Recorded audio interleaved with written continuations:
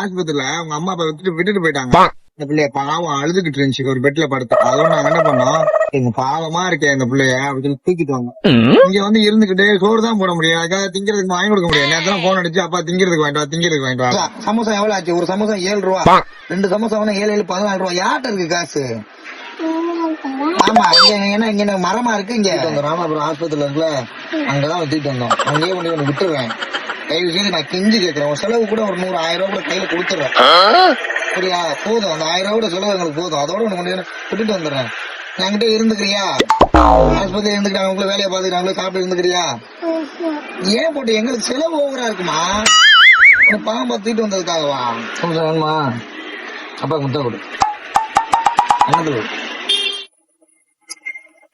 அப்பா பிடிக்குமா அம்மா பிடிக்குமா? கதை வீட்டுல இருந்தா ஆத்தா தான் பிடிக்கும். ஏன்னா ஆத்தா போட்டு அடிச்சு போடுவாங்க. லூசு பாடாங்கும் போடாங்க. 4 ரூபா சமோசாக்காக அப்பா பிடிக்குங்கிற என்ன?